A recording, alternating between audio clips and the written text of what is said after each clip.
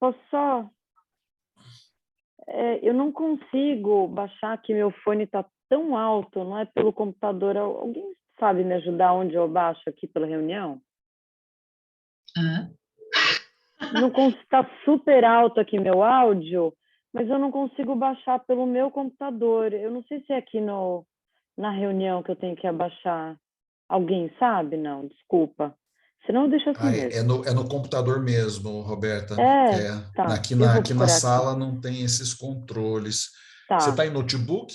Se for notebook, sempre tem umas teclinhas ali com os alto-falantezinhos que mostram onde sobe, abaixa, aí você consegue dar uma Eu regulada. tentei ali, mas eu vou olhar. Obrigada, viu, gente? Desculpa. Que isso. O Rô, tem aqui no lado também, no lado direito, na barrinha de baixo, assim, tem um lugar que também controla. Às vezes você não consegue pelas teclas, aí você pode conseguir pelo lado direito, embaixo, assim, do computador. Tá. Eu consegui, achei. Tá. Gente, obrigada, desculpa. Ok, pessoal, conseguiram resolver aí? Minha conexão caiu aqui na hora que começou a gravação, então eu entrei de novo. Vou compartilhar minha tela e a gente já começa, tá bom?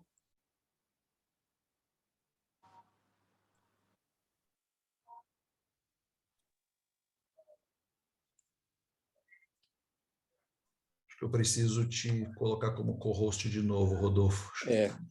Peraí. Quando cai... Beleza. Tá, vê se deu certo. Vamos ver. Agora foi. Beleza. Isso. Todo mundo vendo a tela? Tá ok o áudio também? Sim, muito bem. tudo jóia. Bom, hoje a gente vai ter uma participação aqui no estudo. Na verdade, assim, eu tinha até esquecido do grupo aí na última semana com as nossas férias e tal. E a hora que eu vi ali o que tinha ficado separado para esse tema, e fui começar, né, quando eu pensei, na primeira vez, quando nós pensamos o tema, eu achei muito fácil como fazer. Eu comecei a ver que tinha coisa demais. E aí, cada verso que eu vi, eu lembrava de alguma coisa a mais, que é coisa assim, não usual, que a gente acaba não lembrando daquela história e tal. E eu achei que começou a ficar difícil para encaixar as coisas ali. Aí, como a Karine diz que o pessoal da área de exatas é muito bom de síntese, né? Mas eu não estava sendo. Aí eu resolvi convidar outra pessoa da área de exatas, aí também o Eliel, e aí eu fiz aquele negócio, né? Joguei metade do meu trabalho para ele, e ele vai dar uma força para a gente aqui, tá? O Eliel, pessoal, ele é professor da Universidade Federal do Amazonas, é isso mesmo, na UFAM que você é, né, Eliel? Entra no Isso áudio mesmo. aí, dá um oi para gente. Olá, pessoal, estou com duas câmeras aqui, mas é isso mesmo, sou professor da Universidade Federal do Amazonas, aceitei aí o convite do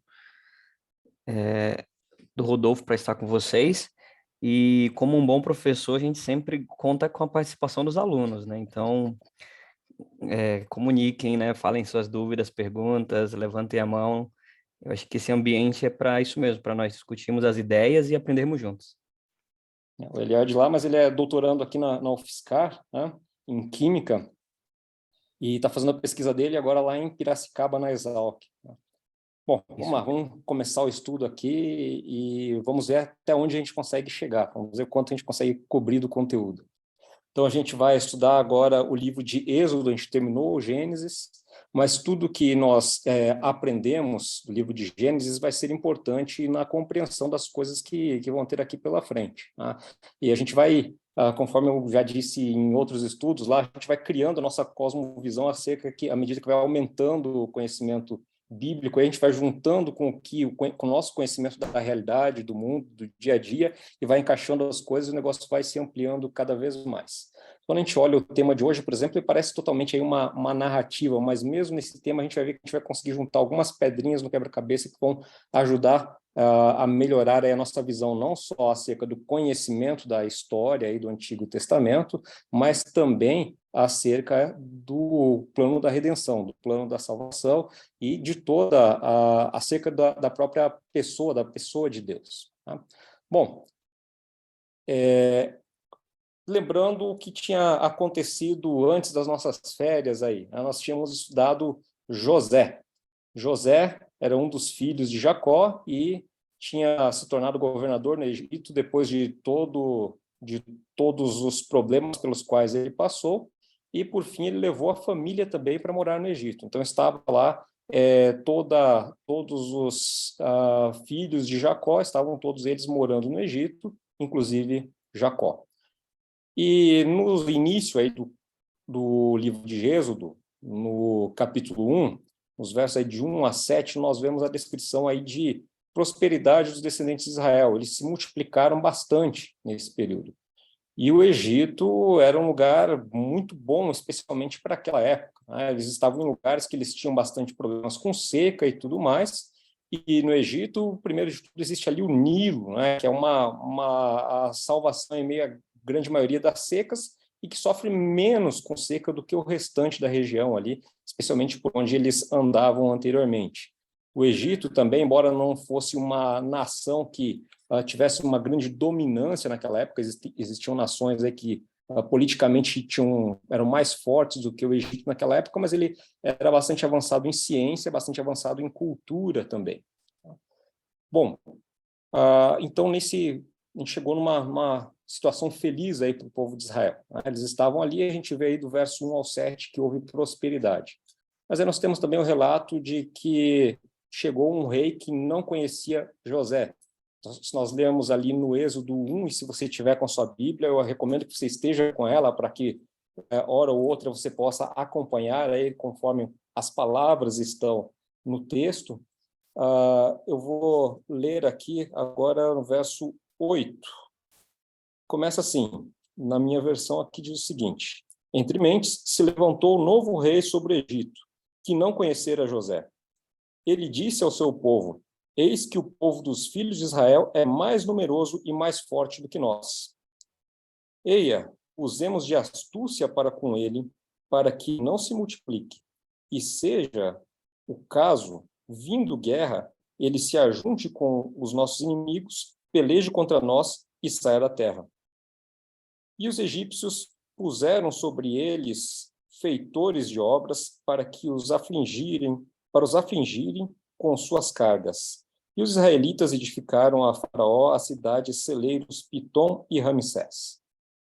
Esses nomes aqui, Pitom e Ramsés, eles causam aí, posteriormente a gente vai comentar, mas eles vão causar uma dificuldade na hora da gente definir datas, na hora que a gente for querer colocar uma linha do tempo aí acerca dos acontecimentos. A gente mencionar isso de forma rápida, mas aqui a gente tem relato de que os israelitas eles estavam trabalhando ali então no pesado, tá? E edificaram essas cidades. Mas quanto mais os afligiam, tanto mais se multiplicavam e tanto mais se espalhavam, de maneira que se inquietavam por causa dos filhos de Israel.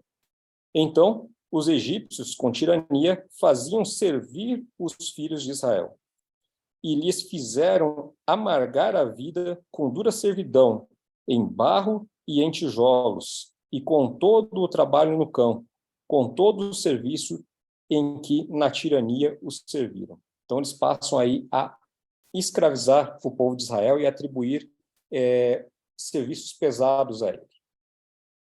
Mas nós vimos que quanto mais os egípcios aí apertavam os israelitas, mais eles se multiplicavam e a preocupação do faraó tornava-se pior ainda.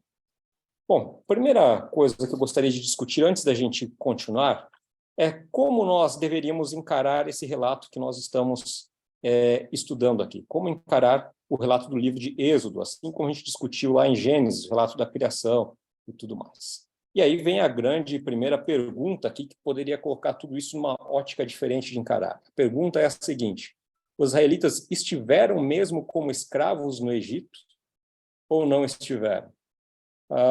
Vários acadêmicos aí da área de história e de filosofia hoje defendem que os israelitas não tiveram como escravos no Egito. E durante algum tempo isso foi uma unanimidade no meio acadêmico aí da história e da filosofia, e que o livro de Êxodo ele foi escrito tendo como intuito dar ao povo de Israel um status, de aumentar o status do povo de Israel, de aumentar, digamos, a autoestima do povo de Israel, né? Mostrando o povo como heróico.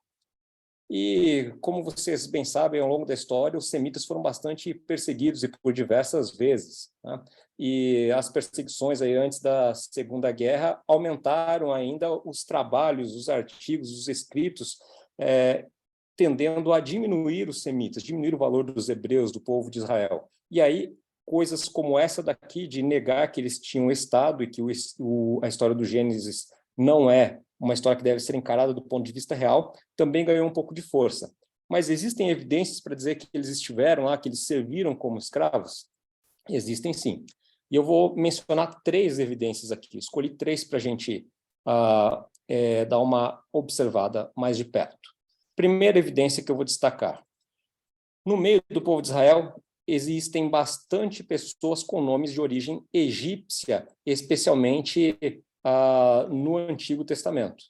E aqui tem apenas alguns nomes aí que foram destacados. Então temos Moisés, Assir, Passur, Ofni, Finéias, Merari, Putiel. Esses aqui são alguns nomes que foram extraídos aí do Antigo Testamento. E existem muitos outros nomes que têm origem egípcia. Então, por que nomes egípcios foram dados ao povo de Israel se eles não tiveram aí uma grande convivência no Egito?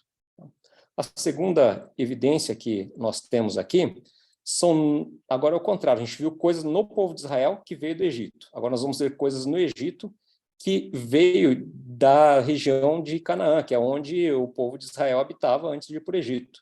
Tá?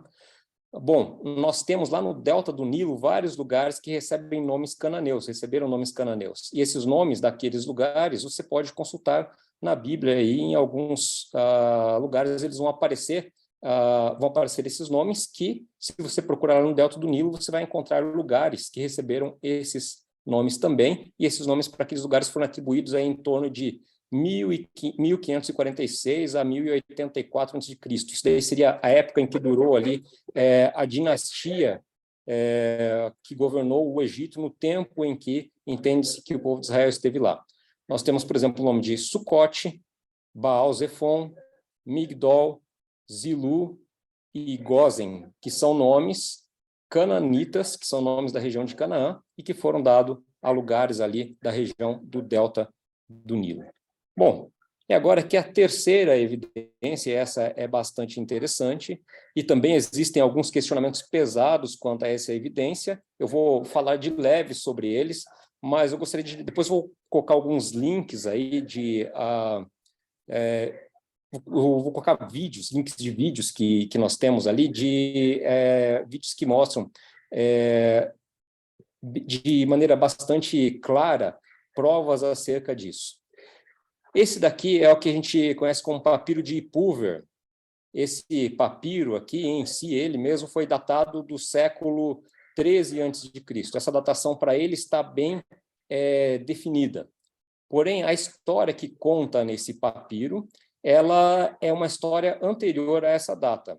E de quando que é a origem dessa história é que a gente não existe uma datação precisa sobre isso. Mas a gente sabe que é de antes do século 13 a.C. Quando eu estou falando aí os séculos, né, é bom a gente estar sempre na cabeça aí que o antes de Cristo vai crescendo para trás. Né? Então, o século 18 a.C. é bem anterior ao século 13 a.C. Bom, esse papiro ele está atualmente no Museu Nacional de Antiguidades de Leida, lá nos Países Baixos, lá na Holanda. E Pulver era um sacerdote egípcio, e ele está fazendo aqui num trecho desse papiro oração ao deus Horus, e em meio a essa oração a gente tem aqui essa parte traduzida que está aparecendo aqui ao lado direito, que diz o seguinte: bom, todos nós já temos alguma noção aí sobre o êxodo, né, sobre a saída do povo de Israel no Egito e tudo mais. Mas depois a gente vai rever aqui com detalhes maior, mas eu acho que já é suficiente para a gente compreender o que está escrito aqui e fazer associações. Então, nós temos ali um papiro. Os estrangeiros vieram para o Egito. Eles têm crescido e estão por toda parte. O Nilo tornou-se em sangue. As casas e as plantações estão em chamas. A casa real perdeu todos os seus escravos. Os mortos estão sendo sepultados pelo rio. Os pobres estão se tornando os donos de tudo. Os primogênitos dos nobres estão morrendo inesperadamente. O nosso ouro está no pescoço dos escravos. O povo do oásis está indo embora e levando as provisões para o seu festival.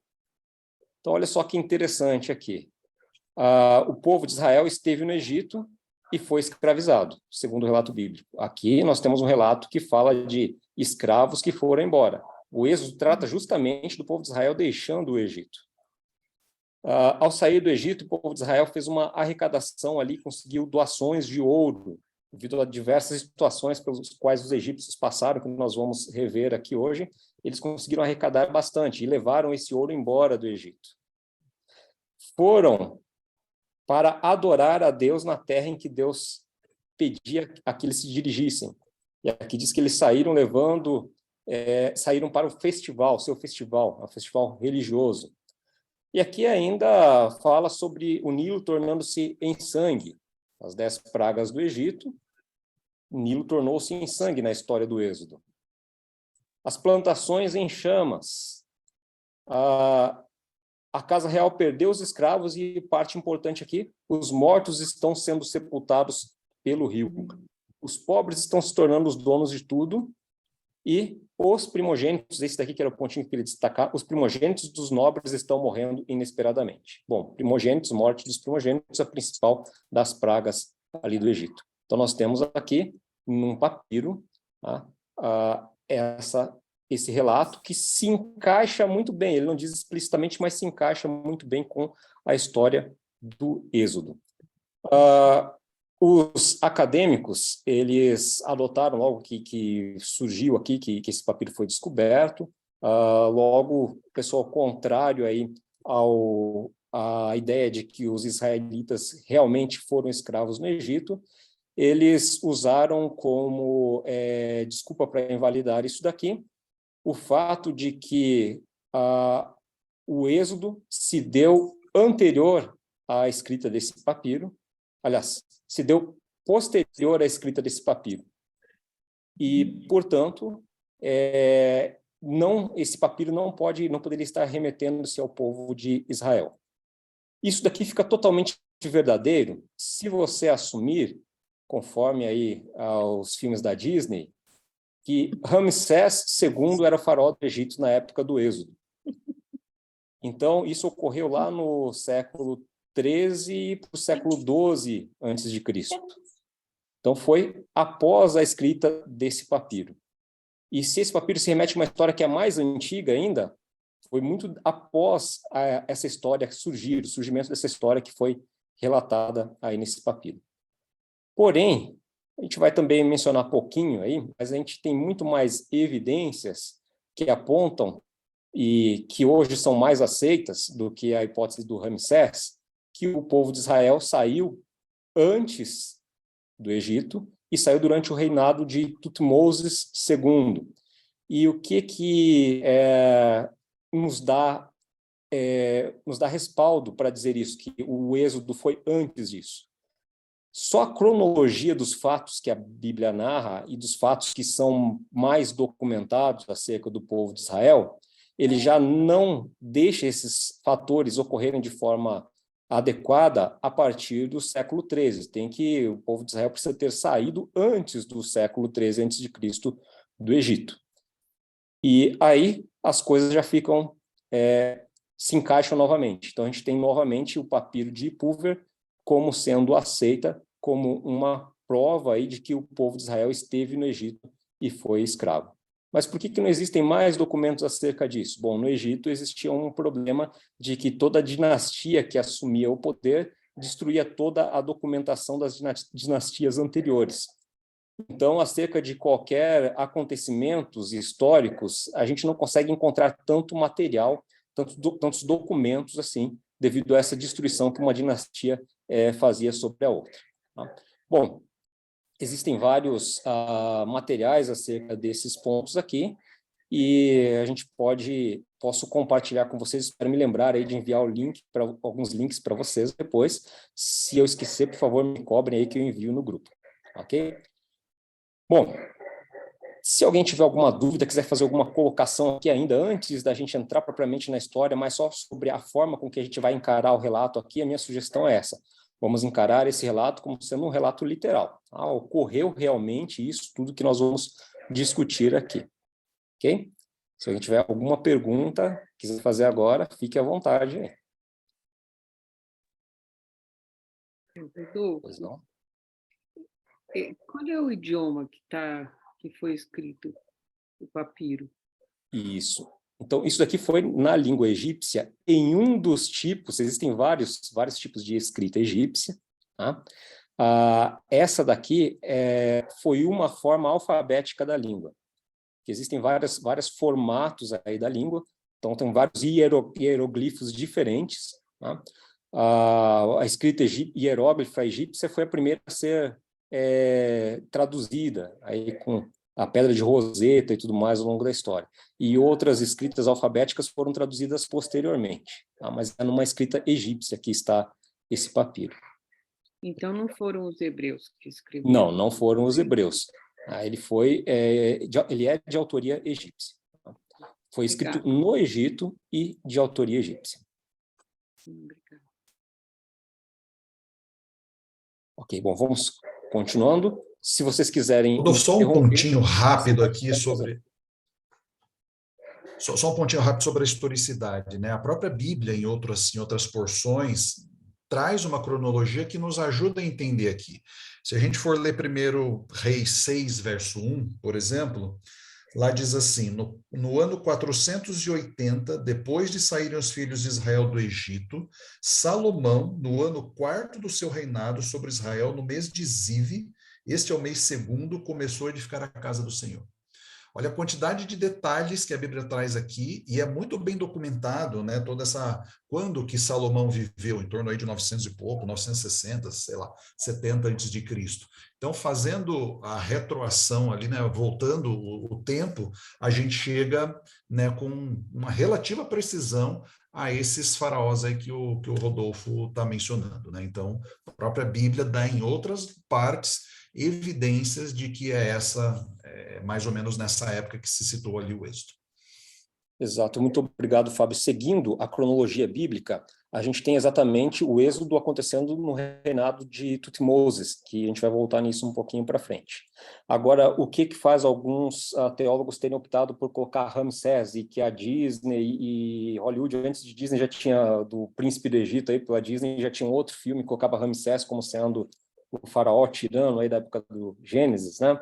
Aquelas duas cidades que eu mencionei ali, que estão citadas aqui em Êxodo 1, cidade de Pitom e Ramsés.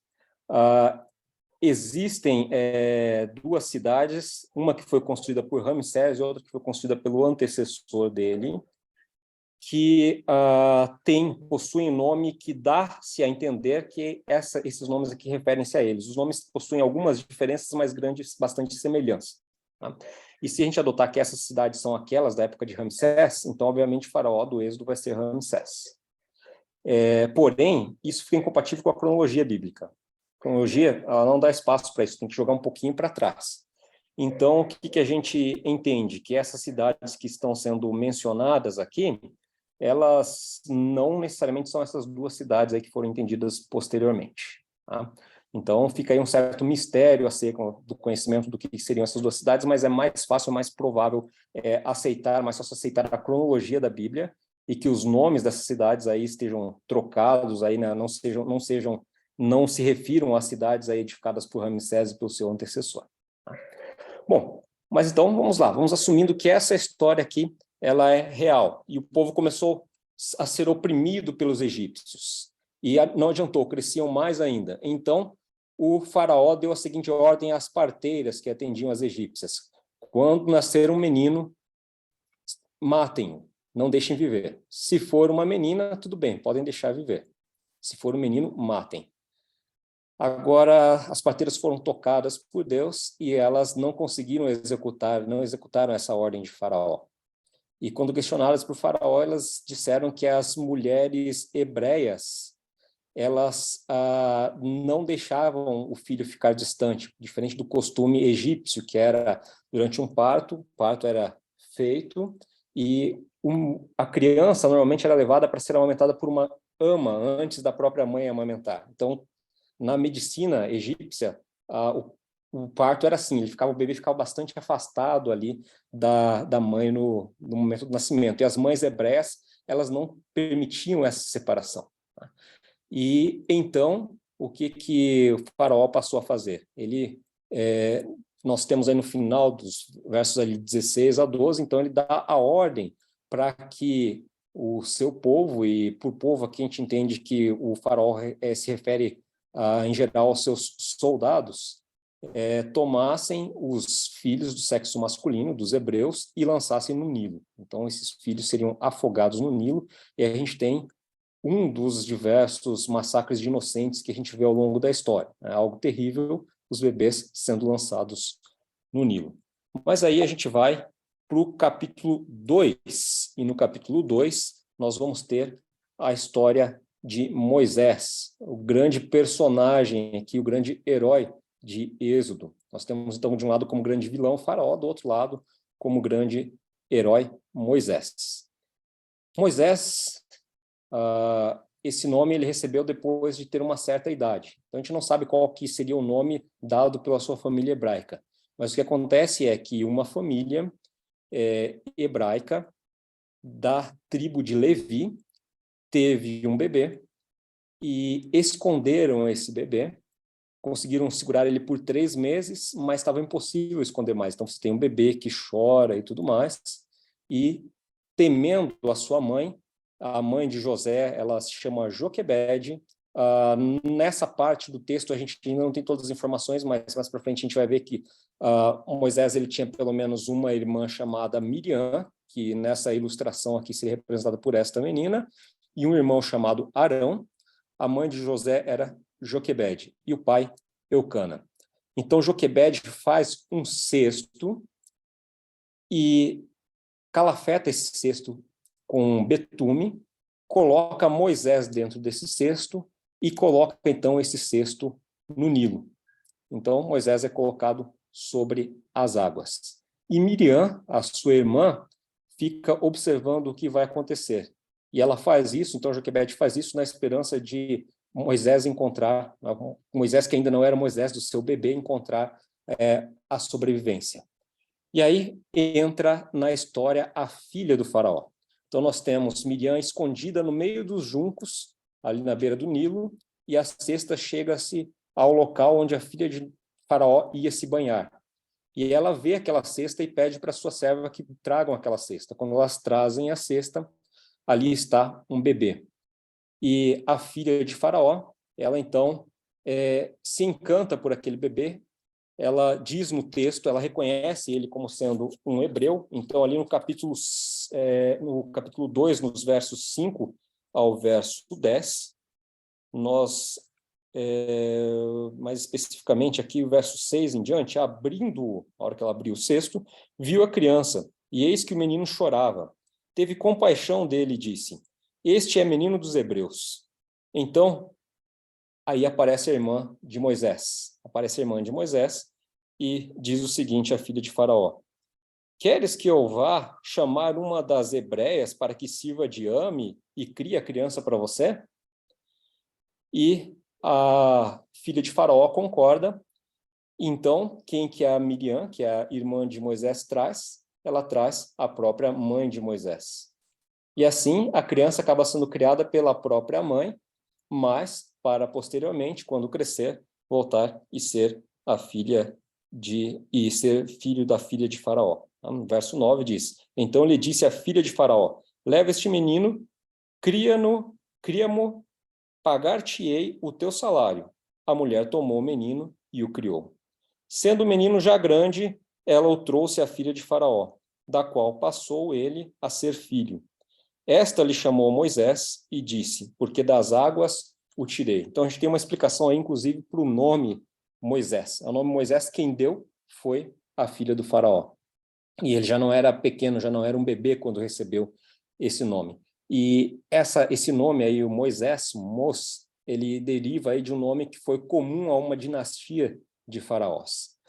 E se a gente for aí pela cronologia bíblica, nós vamos encontrar aqui esta personagem que foi muito importante na história do Egito. Não vou me arriscar a pronunciar esse nome aqui, mas ela foi quem provavelmente acolheu Moisés, quem criou Moisés como sendo seu filho. E aí existem várias suposições, como, por exemplo, de que ela fosse estéril, coisas que não estão no texto aqui, mas que podem explicar algumas coisas. Tá? Mas o importante é que ela foi uma faraó também, ela assumiu após o seu pai o governo do Egito. E no seu governo, os israelenses os israelitas provavelmente foram melhor tratados do que no reinado de seu pai. Ela governou o Egito por cerca de 22 anos, tá? Começando em torno de 1512. Não existe uma precisão muito grande aqui para saber aí as datas de cada reinado nessas dinastias, mas em torno aí dessa época. E Moisés viveu lá, recebeu a sua educação no Egito, então. Como que foi a educação de Moisés? Bom, Moisés, então, teve uma educação inicial no seu lar hebreu, com a sua mãe, com a sua família, a educação tradicional dos hebreus, que nós já vimos lá com Abraão e tudo mais, ou seja, era passado de pai para filho, através de narrativas das histórias que ocorriam. E, posteriormente, então, ele vai para o palácio e passa a ter ali a educação egípcia. Se você quiser saber detalhes sobre a história de Moisés, a história de Moisés é repetida praticamente toda, com alguns detalhes, no livro de Atos, lá no Novo Testamento. Então, as coisas aqui estão entrelaçadas, né? Nós temos relatos também no Novo Testamento. E lá menciona, nos versos 20 ao 22, que Moisés era versado aí na ciência egípcia. Tá? Então, ele teve aí uma formação cultural, científica e provavelmente, possivelmente militar, conforme seria de primeira linha para aquela época, tá? Ali na nobreza egípcia. Mas Moisés não esqueceu a sua origem. E se nós avançarmos lá para o verso 11, no capítulo 2, então nós temos ali, naqueles dias, sendo Moisés já homem, saiu a seus irmãos e viu os seus labores penosos e viu que certo egípcio espancava um hebreu, um do seu povo. E aí então ele resolve interferir e ele mata esse egípcio que espancava este hebreu. Ou seja, apesar de tudo, ele tinha consciência de que ele era hebreu e ele saiu em defesa do hebreu e o matou. Agora, posteriormente, o que ele fez? O que a Bíblia menciona que ele fez? Ele, então, esconde o corpo desse egípcio na areia. Mas, posteriormente, ele está de novo andando ali entre os hebreus e ele vê dois hebreus agora brigando entre si. E ele vai apartar a briga. E então, um dos hebreus diz, o que você vai fazer comigo? Você quer fazer comigo igual você fez com o egípcio? Você quer me matar igual você matou o egípcio? Então, Moisés percebe que a história foi descoberta, ou seja, não adiantou ele esconder o corpo do egípcio, sabe-se que ele matou aquele egípcio. E o faraó quer, então, matar Moisés. E Moisés, então, foge do Egito e vai para o deserto. Chegando na região de Midian, ele encontra lá as filhas de Jetro. Jetro, a Bíblia menciona que era o sacerdote de Miriam. Ele tinha 7 filhas, provavelmente uma família pagã, e essas filhas estavam pastoreando as ovelhas junto a um poço, e outros pastores vieram e não deixavam que elas dessem água para o seu rebanho, e Moisés chegou lá e defendeu essas meninas e ajudou elas com fornecendo água para esse rebanho. E elas voltaram e contaram de Moisés para o seu pai, que era Jetro, e Jetro acaba dando Zípora, uma de suas filhas, por esposa a Moisés, e Moisés passa a viver junto ali com a família de Jetro. Então agora aqui a gente tem Moisés lá no Egito e com uma nova família. Moisés fugiu e tem uma nova família. Agora, o interessante é o final do capítulo 2. Final do capítulo 2, aí, versos 24 e 25, nós temos ali aquela frase que tem bastante aqui nos livros de Moisés. Ouvindo Deus o seu gemido, lembrou-se da sua aliança com Abraão, com Isaque e com Jacó. Então agora nós temos ali Deus se lembrando de novo, né? A lembrança de Deus. E viu Deus os filhos de Israel e atentou para a sua condição. Então nós temos esse relato aí. Agora, toda vez que surge esse relato é porque Deus vai agir, né? Não significa que Deus tinha se esquecido. Então aparece ali, Deus lembrou-se, significa que ele vai agir. No caso aqui, em prol do povo de Israel. Então, está Moisés pastoreando as ovelhas de Jetro, e de repente ele nota um arbusto, uma sarça queimando, e tem um fogo e não se consome. E então é interessante a atitude de Moisés. Vamos lá para o capítulo 3, o verso 2. Eles vão começar a ter uma ideia aí de como era essa pessoa, Moisés, vivendo lá no deserto, de como era a sua coragem, de como que era a sua disposição e tudo mais. Apareceu-lhe o anjo do Senhor numa chama de fogo no meio de uma sarça. E olhem a atitude de Moisés. Moisés olhou e eis que a sarça ardia no fogo e a sarça não se consumia. Vamos ver qual que vai ser a ação de Moisés então. Então disse consigo mesmo: irei para lá e verei essa grande maravilha. Por que a sarça não se queima? Vendo o Senhor que ele se voltava para ver, Deus, do meio da sarça, o chamou e disse: Moisés, Moisés. Ele respondeu: eis-me aqui. Deus continuou: não te chegues para cá. Tira as sandálias dos teus pés, porque o lugar em que estás é terra santa. Deus, ele vai então agora dar uma comissão, dar um trabalho para Moisés. Vamos ali para o verso 7. Disse ainda o Senhor: certamente vi a aflição do meu povo, que está no Egito, e ouvi o seu clamor por causa dos seus exatores. Conheço-lhe o sofrimento. Por isso desci a fim de livrá-lo das mãos dos egípcios, e para fazê-lo subir daquela terra boa e ampla, terra que mana leite e mel, o lugar do cananeu, do eteu, do amorreu, do ferezeu, do hebreu e do jabuseu. Pois o clamor dos filhos de Israel chegou até mim, e também vejo a opressão com que os egípcios os estão oprimindo. Então ele retoma aqui a promessa que ele tinha feito para Abraão e promete levar eles de volta ali para aquela terra que era prometida. E aí nós temos no verso 10 agora o trabalho, a tarefa para Moisés. Vem agora, eu te enviarei a Faraó para que tires o meu povo, o filho de Israel do Egito, os filhos de Israel do Egito. Então disse Moisés a Deus. Agora começa aí as reações de Moisés. Quem sou eu para ir a Faraó e tirar do Egito os filhos de Israel? Então Deus já responde ali: eu serei contigo. Este será o sinal de que eu te enviarei. Depois de haveres tirado o povo do Egito, servireis a Deus neste monte. Disse Moisés a Deus. Volta Moisés. Eis que, quando eu vier aos filhos de Israel e lhes disser: o Deus dos vossos pais me enviou a vós outros, eles me perguntarão. E eles me perguntarem: qual é o seu nome? Que lhes direi? Disse Deus a Moisés: eu sou o que sou. Disse mais: assim dirás aos filhos de Israel: eu sou, me enviou a vós outros. E aí segue o diálogo aí, Deus instigando Moisés a desempenhar essa tarefa. E Moisés, ele inicialmente ali ele já mostra-se não muito disposto a fazer a vontade de Deus, mostra-se preocupado. E aqui, vou ler só o verso 22, agora, antes da gente partir para o próximo capítulo.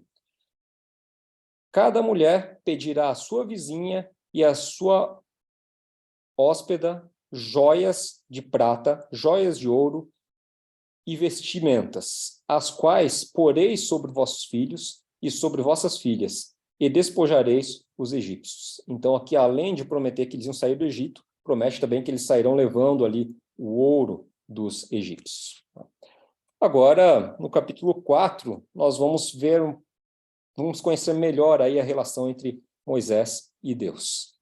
Bom, Moisés estava com a preocupação, né? Como que eles vão me receber? E, na verdade, a missão de Moisés não era muito fácil. Ele estava afastado tanto do Egito como do povo de Israel. Então, ele tinha que convencer o povo de Israel a aceitar a sua liderança e Faraó a fazer o que Deus pedia que fizesse. E então, Deus, ele promete aí, ele faz alguns sinais. E a primeira coisa que ele diz, que Moisés diz a Deus ali no capítulo 4 é: mas eis que não crerão, nem acudirão à minha voz, pois dirão, o Senhor não te apareceu. E então Deus vai fornecer alguns sinais ali. E Deus disse, lança o seu cajado por terra. E Moisés lança e ele se torna em uma serpente. Esse seria o primeiro sinal. Depois Moisés pega novamente ali na serpente e Deus pede para que ele pegue pela cauda, o que não seria aí o mais recomendado. Você vai pegar justamente uma serpente pela cauda e Moisés toca na cauda e ela volta a se transformar no bordão. Além disso, Deus deu mais um sinal. Deus pede para que Moisés coloque a mão no peito, Moisés coloca, e a hora que ele tira a mão está cheia de lepra. Deus pede que ele coloque de novo, ele coloca e tira, e a mão está limpa. Sinais como esses aí eram comuns, adotados pelos egípcios para reconhecer divindades, e Faraó tinha seus magos lá, os feiticeiros, que trabalhavam com esse tipo de coisa. Mas nós temos mais sinais aqui, e eu vou chamar a atenção para o verso 9. No verso 9 nós temos ali, aliás, verso 8 ainda. Se eles não te crerem, nem atenderem à evidência do primeiro sinal, talvez crerão na evidência do segundo. Mas se ainda não crerem mediante esses dois, aí vem um terceiro sinal. Tomarás das águas do rio e as derramarás na terra, e as águas do rio vão se tornar em sangue. Esse era o outro sinal, né? E esse sinal, ele da água se tornando em sangue, era o terceiro, então, por causa deles não aceitarem nenhum dos outros sinais. E aí vem Moisés com a sua retórica ali. Ah, Senhor, verso 10. Então diz Moisés ao Senhor, ah, Senhor, eu nunca fui eloquente, nem outrora, nem depois que falaste a teu servo, pois sou pesado de boca e pesado de língua. Então Moisés reclama a Deus ali de não ser bom de palavras. Então no verso 11, respondeu-lhe o Senhor, quem fez a boca do homem? Ou quem faz o mundo? Ou o mudo ou o surdo? Ou o que vê ou o cego? Não sou eu o Senhor? Vai, pois, agora, e eu serei com a tua boca e te ensinarei o que hás de falar. Moisés, novamente aí, no verso 13, ele, porém, respondeu, ah, Senhor, envia aquele que hás de enviar, menos a mim. Então se acendeu a ira do Senhor contra Moisés e disse, não é Arão, o levita, o teu irmão? Eu sei que ele fala fluentemente. Então Deus coloca aí Arão para falar com Moisés. E dos versos agora 19 em diante, disse também o Senhor a Moisés em Midian, vai, torna para o Egito, porque são mortos todos os que procuravam tirar-te a vida. Então agora, aquele faraó já morreu, que buscava tirar a vida de Moisés, e Moisés pode então voltar para o Egito. Essa é a última informação que nós temos aqui de Deus passando a Moisés. Verso 20, quando saíram da presença de Faraó... Opa, desculpa, estou aqui no capítulo errado, pulei lá para o capítulo 5. Verso 20, tomou, pois, Moisés a sua mulher e os seus filhos, fê-los montar num jumento e voltou para a terra do Egito. Moisés levava na mão o bordão de Deus, que era aquele cajado que Moisés outrora tinha transformado ali em serpente. Agora vem uma passagem muito difícil aqui, é uma passagem bastante desafiadora na Bíblia, que é os eventos aí, que são os eventos do verso 24 até o verso 26. Então Moisés foi escolhido, depois de toda a insistência de Deus, ali depois de toda, não sei se seria insistência de Deus, seria negação de Moisés, né? Ele vai lá desempenhar a sua tarefa. Mas Moisés não estava preparado, mesmo tendo visto os sinais, tendo ouvido Deus falando diretamente com ele, precisava algo mais ainda para preparar Moisés. Nós temos aqui então no verso 24, estando Moisés no caminho, numa estalagem, encontrou-se o Senhor e o quis matar. Espera aí, Deus quis matar Moisés? Essa passagem aqui, a quem Deus quis matar, a tradução não menciona o nome de Moisés, menciona quis matar Moisés. Os textos hebraicos, a Bíblia maçonética, não menciona ali que quis matar Moisés, mas diz aqui o quis matar. Então, alguns tradutores dizem que pode não ter sido Moisés, mas que Deus pode ter, que a ira de Deus poderia ser para matar o filho de Moisés. Moisés tinha um filho, Gerson, que seguia, então, com eles, e existe essa suposição. Mas, enfim, vamos ler aqui primeiramente o texto, vamos ver as impressões possíveis e como que nós devemos entender esse texto. Então, Zípora tomou uma pedra aguda, cortou o prepúcio de seu filho, lançou-o a seus pés de Moisés e lhe disse, sem dúvida, tu és para mim esposo sanguinário. Bom, a gente não sabe como que Deus queria matar e quem ele queria matar. A hipótese mais fácil de entender é que seria Moisés, que Deus queria matar Moisés. Mas a gente percebe que Zípora percebeu isso. O que aconteceu? Moisés ficou doente? Ou então Deus usou o que os teólogos chamam do anjo da morte, né? Mandou um anjo para matar Moisés? A gente não sabe, mas Zípora viu isso, viu o que aconteceu. E ela agiu para solucionar isso. E a atitude dela também é bastante estranha. Então Zípora tomou uma pedra aguda, cortou o prepúcio de seu filho, lançou-o aos pés de Moisés e lhe disse, sem dúvida, tu és para mim esposo sanguinário. Verso 26, assim o Senhor o deixou. Ela disse, esposo sanguinário por causa da circuncisão. Então agora Moisés está indo ali e Deus se ira e quer matar Moisés. Vamos assumir aqui essa interpretação que é a mais comum, de que Deus queria matar era Moisés. E Zípora viu aquilo e ela entendeu o porquê. E ela agiu e conseguiu ali, digamos, aplacar a ira de Deus, conseguiu reverter o quadro. Bom, o que existe de importante aqui para que a gente possa compreender?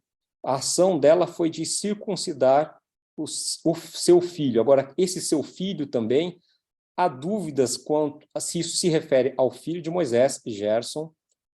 Alguns dizem que isso pode se referir ao próprio Moisés, porque ele pode não ter sido circuncidado, mas isso é uma hipótese menos provável, que menos teólogos aceitam.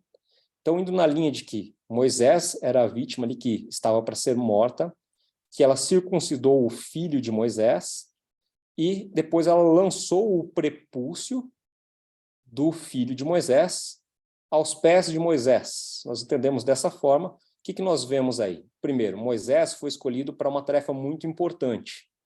Moisés era hebreu e Deus menciona a aliança feita com Abraão. E essa aliança feita com Abraão, ela tinha um sinal. Esse sinal era a circuncisão. E nós notamos que pelo menos o filho de Moisés não estava circuncidado. E ele estava voltando para o Egito com seu filho não circuncidado. E não estava levando isso a sério. Tá?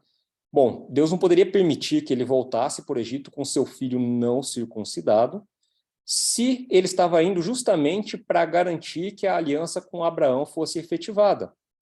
Então, como que ele seria um líder sobre o povo de Israel, tendo seu filho não circuncidado?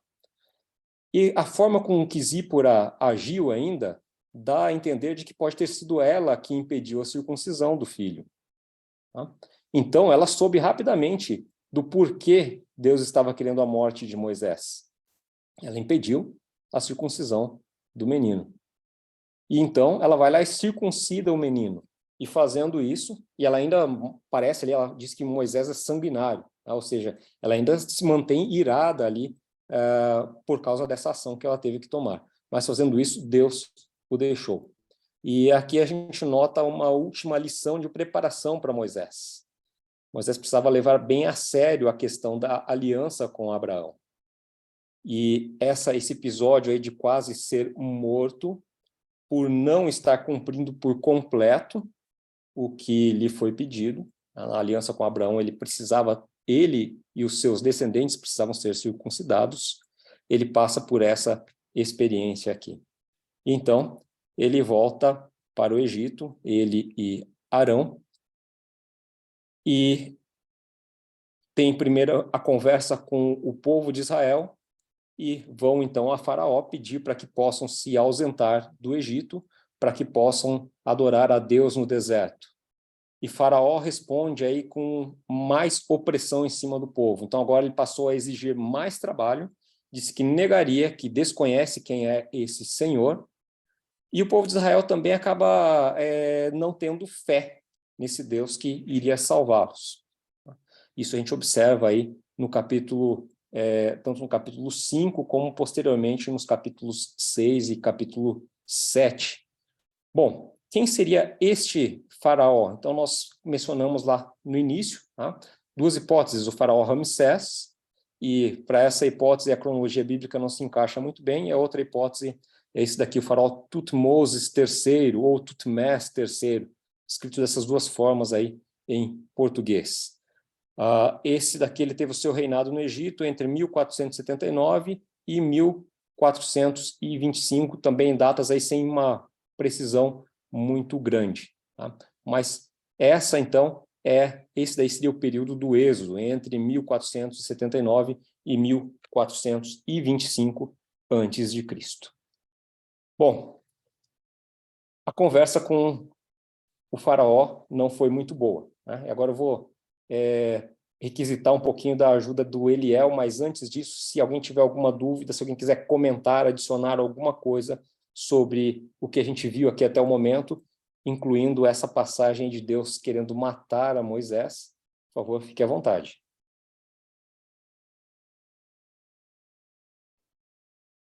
Nada a adicionar, nenhuma dúvida? Ok, vou passar então a palavra agora para o Eliel, mas, por favor, não se envergonhe aí de interromper, se vocês quiserem esclarecer alguma coisa ou dar alguma contribuição, fiquem à vontade, ok? Pessoal, como professores, nós entendemos que duas coisas, quando o aluno não fala, ou ele entendeu tudo, ou ele não entendeu nada. Então, espero que vocês tenham entendido tudo, tá bom? A gente vai revisar alguns assuntos aqui. Só você ter uma ideia, eu vou partir do princípio ali da fala do Rodolfo. Se você está com a sua Bíblia em mãos aí, se você puder ir comigo no capítulo 4, e antes de Deus se encontrar com Moisés naquela situação da família ali, daquela ameaça, Deus tem algo a dizer para ele. E, na verdade, é uma missão muito difícil. Olha só, se você pode ler e acompanhar capítulo 4, verso 21, fala assim: Disse o Senhor a Moisés, quando voltares ao Egito, vê que faças diante de Faraó todos os milagres que te hei posto na mão. E aí tem uma expressão aqui que nós vamos estudar mais na frente. Mas eu lhe endurecerei o coração, para que não deixe ir o povo. Então Deus fala assim, olha, você vai e você tem que falar para o faraó tudo que eu estou te mandando. E o verso 22 diz assim, olha o que Deus pediu para Moisés falar. Dirás a Faraó, assim diz o Senhor, Israel é meu filho primogênito. Digo-te, pois, deixa ir meu filho, para que me sirva, mas se recusares deixá-lo ir, eis que eu matarei teu filho, teu primogênito.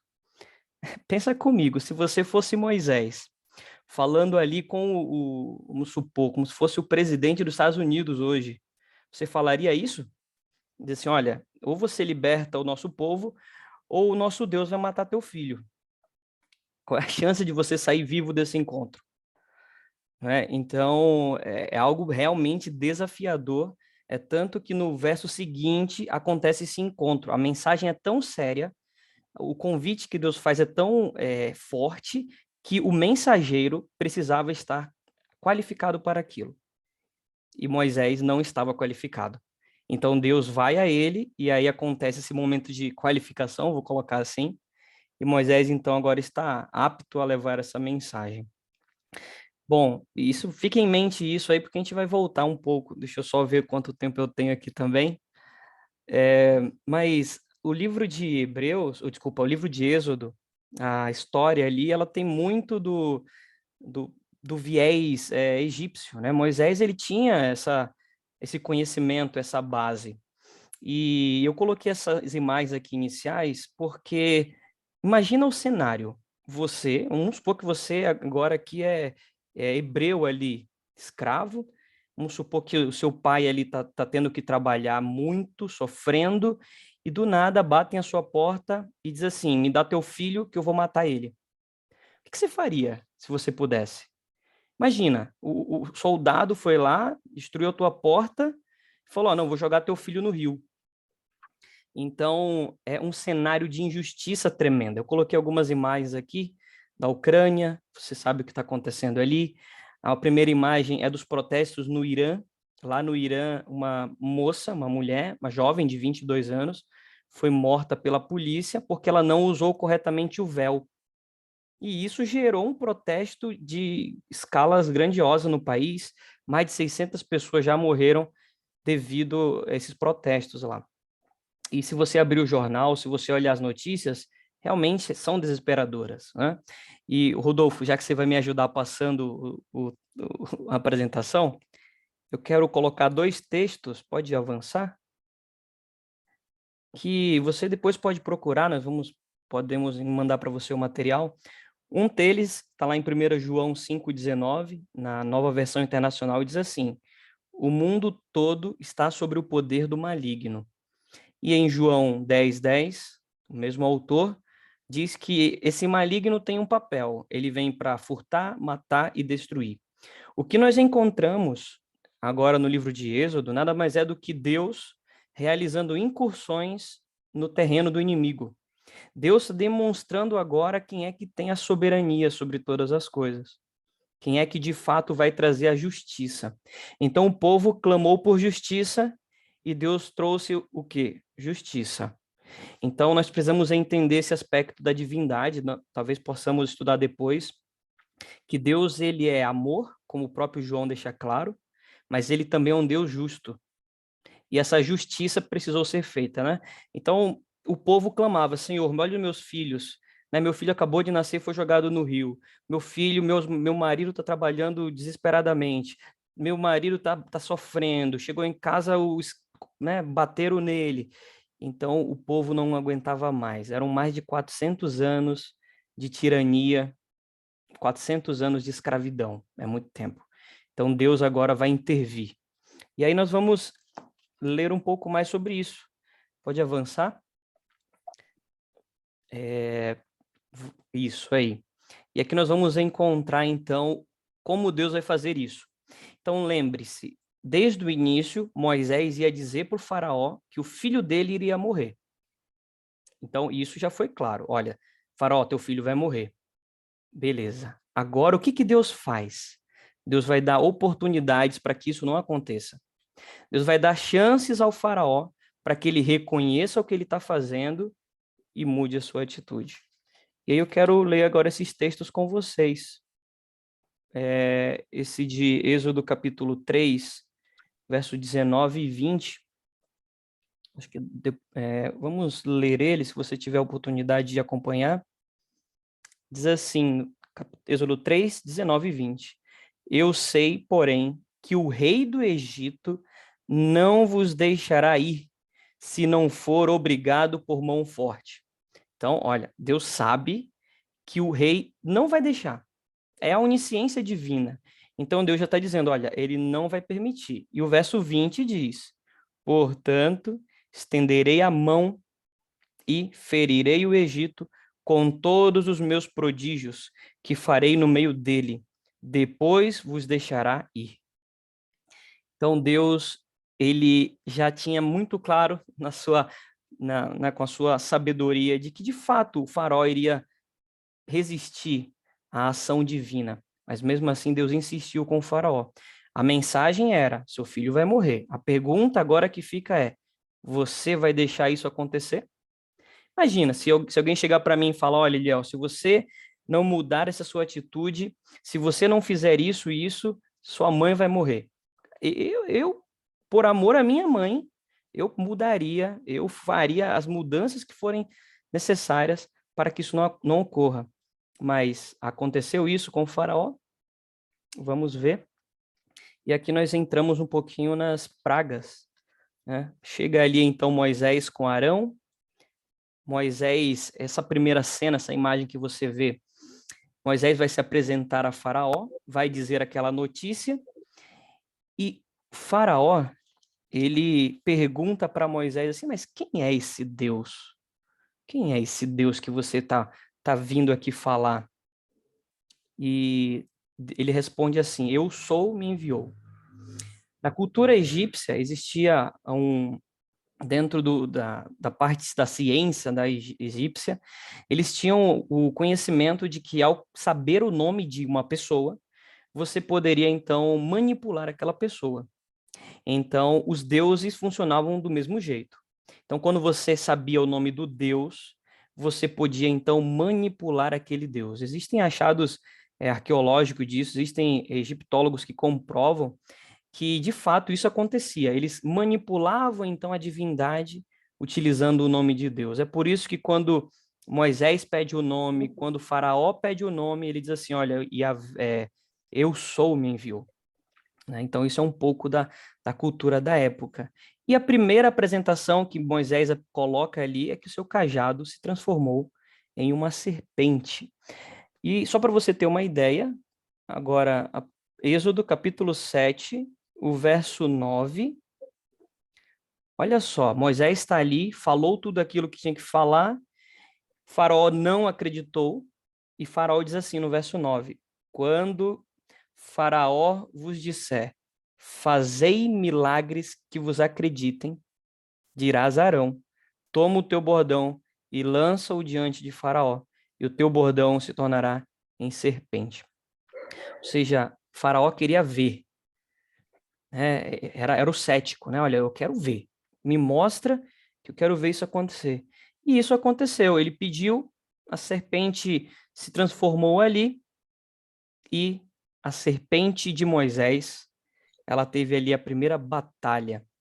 Mas depois nós podemos estudar um pouco mais, o nosso tempo não nos permite, mas os próprios encantadores ali, quero que você acompanhe aí mesmo, o verso 12, capítulo 7, 12, fala assim, pois lançaram eles, os encantadores, os magos de Faraó, cada um seu bordão, e eles se tornaram em serpentes, mas o bordão de Arão devorou os bordões deles.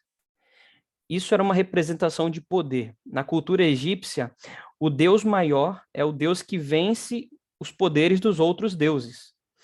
Quando a cobra do deus Yahvé, do deus Eu Sou, engoliu a cobra dos egípcios, já era uma prova distinta de que Deus era soberano ali.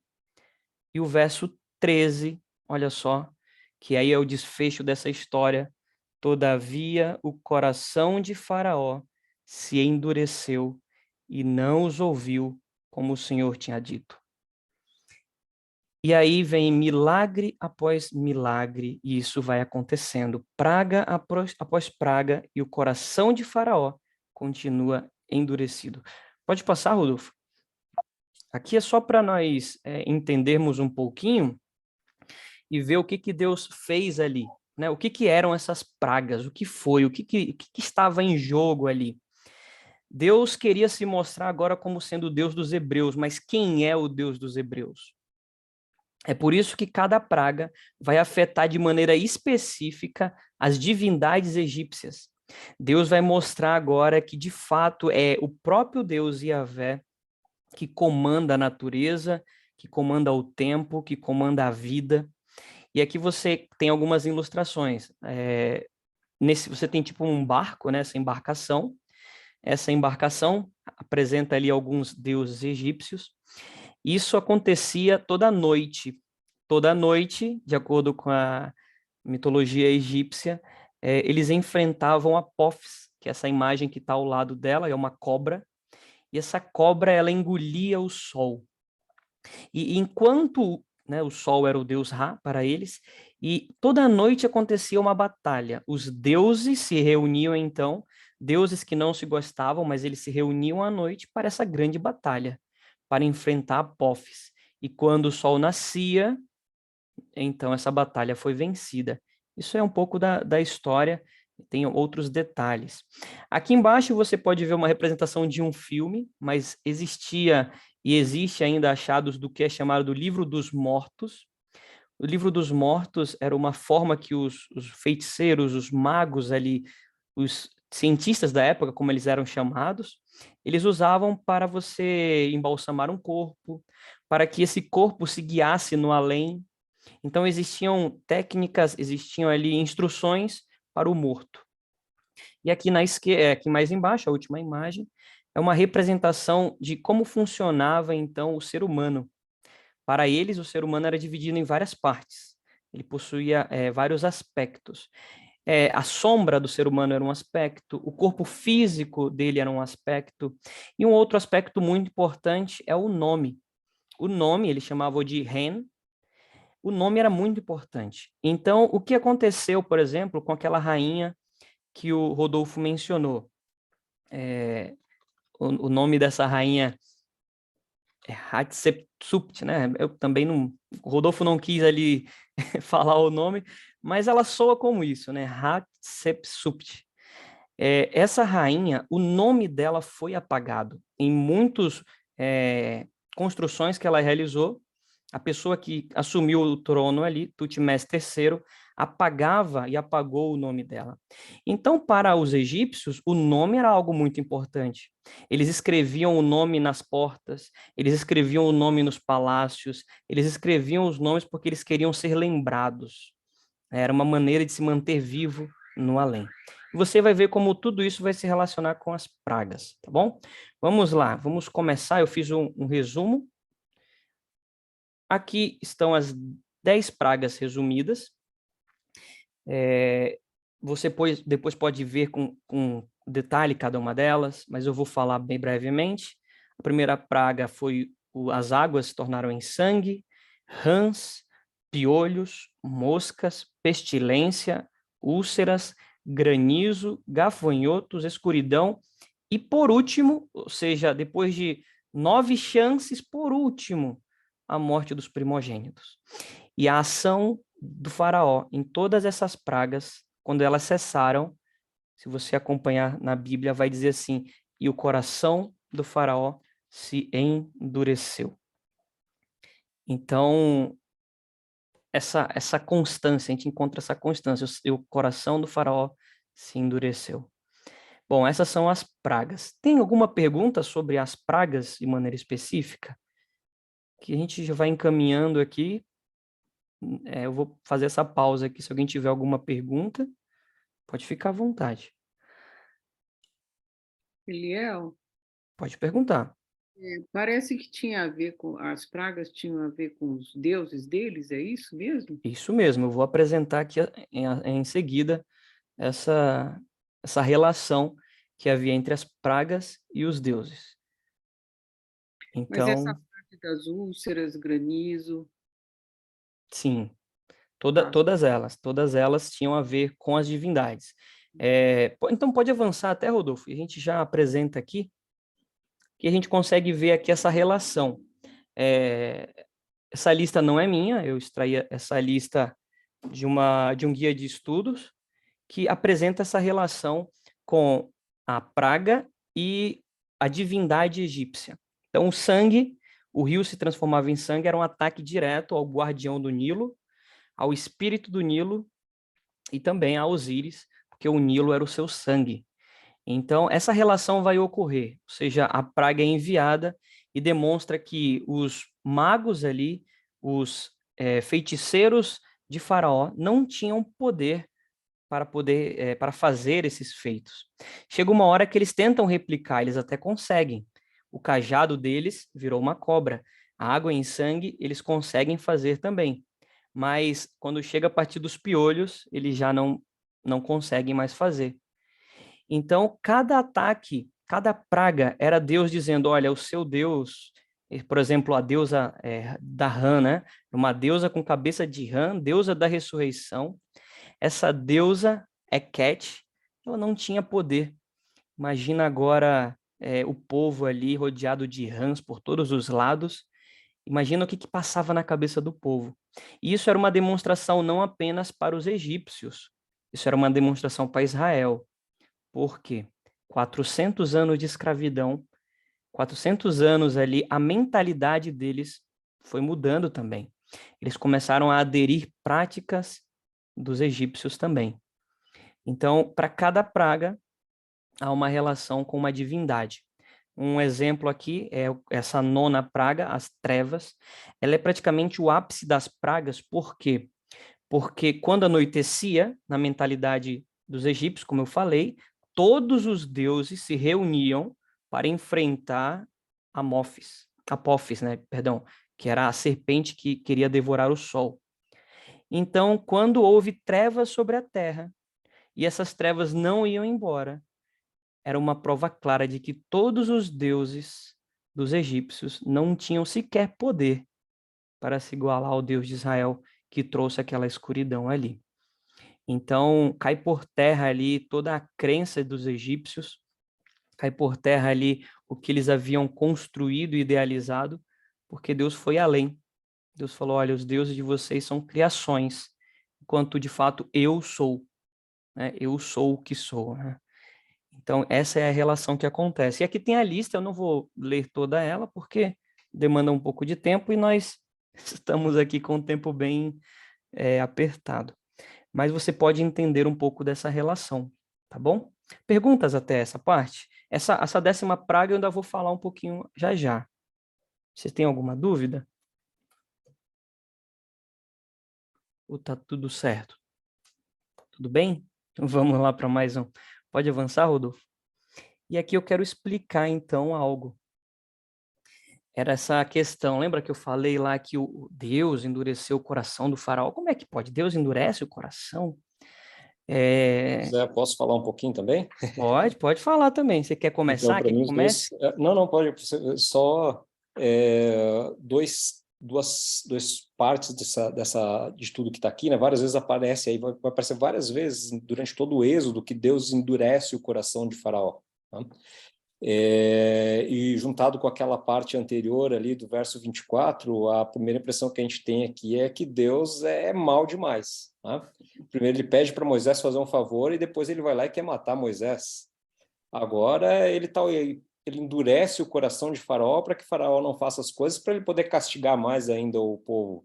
Então explica direitinho essa história de endurecer o coração aí, deixa eu ver se a gente consegue entender. Né? A parte lá dele matar Moisés, a gente entende ele como uma preparação, né? Agora que eu quero ver. Você apareceu só para jogar fogo aí, né, Rodolfo? Tô sentindo. Essa questão do coração, né? Essa palavra, endurecer, é essa palavra que está aparecendo na tela de vocês, casaque. Essa palavra, ela é utilizada também na construção civil. Então, você pega ali um material que, com o tempo ou com a ação, com alguma ação solar ou algum outro equipamento, você endurece aquilo. Então, o que está acontecendo é que há uma ação em que o coração está sendo endurecido. A pergunta que fica é, quem faz isso? Faraó ou Deus? É Deus que endurece ou é o faraó? A Bíblia vai deixar muito claro, nós temos os textos que vai dizer que, eu quero, se você me permitir, ir para mais um desses textos, aqui em Êxodo, capítulo 11,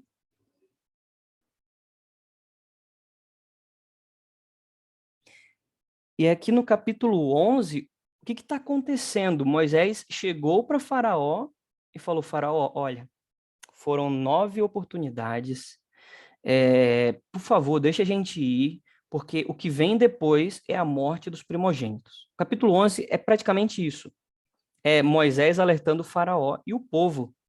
Se você vê bem no verso 3, no finalzinho do verso 3, Êxodo 11, 3, diz assim, também o homem Moisés era muito famoso na terra do Egito aos olhos dos oficiais de Faraó e aos olhos do povo.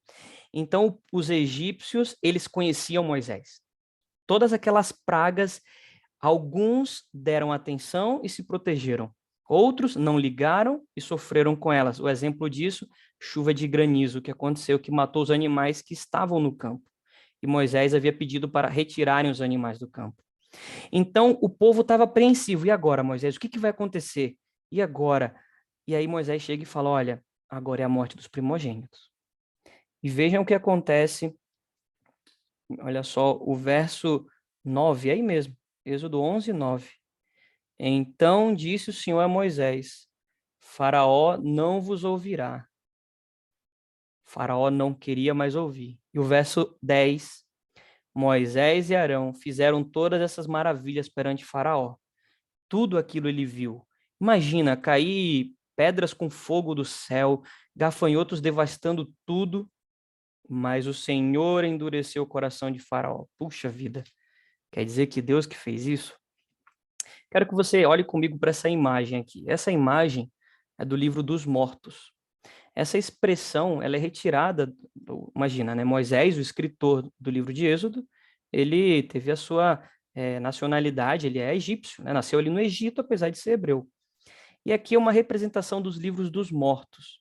Você tem aqui no meio, bem ao centro, um julgamento. De acordo com a mitologia egípcia, quando você ia para o além, por além-vida, você era julgado baseado no seu coração. O seu coração era removido, era colocado numa balança e do outro lado uma pena.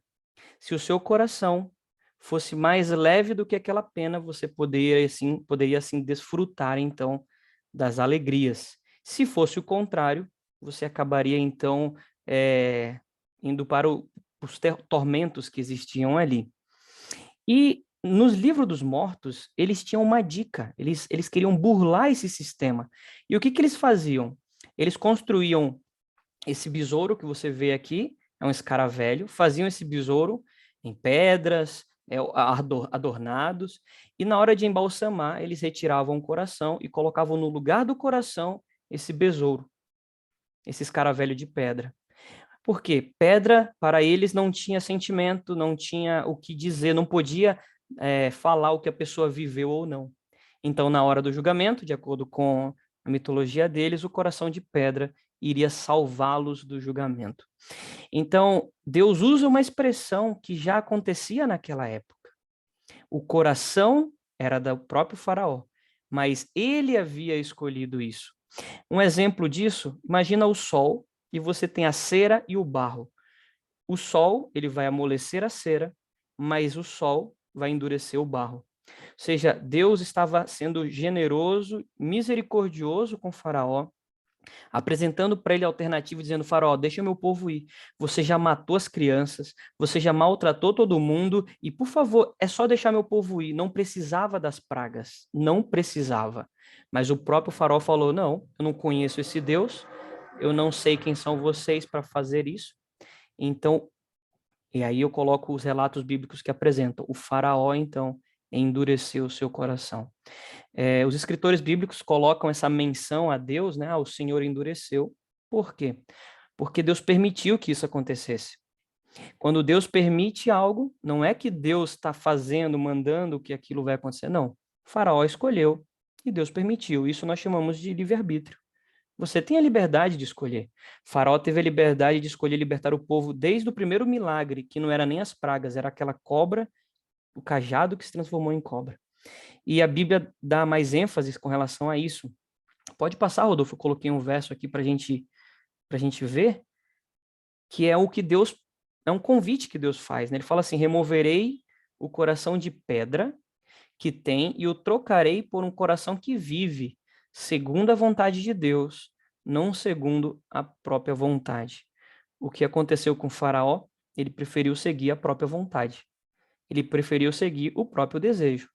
Então, o convite que Deus faz e continua fazendo, olha, filho, se o seu coração é de pedra, deixa eu tirar o coração de pedra e te dar um coração de carne, um coração que vive, um coração que vai fazer algo bom de acordo com a vontade de Deus. Então, essa questão do coração foi que o próprio Faraó escolheu. Ele escolheu endurecer e foi se tornando cada vez cada vez mais duro nas suas decisões. Me fiz claro? Deu para entender? Rodolfo, satisfeito com a resposta?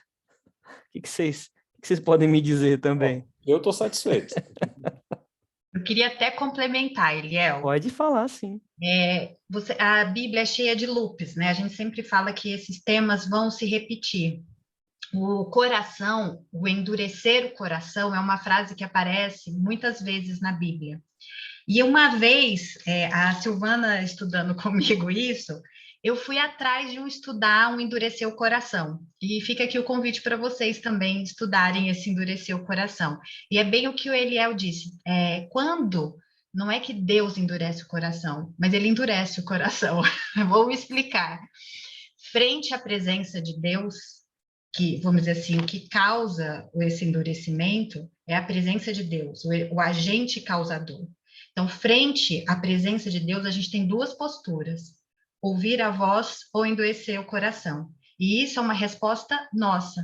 Lá em Hebreus, ele deu aqui um capítulo, né? Ele é Ezequiel 36, 26.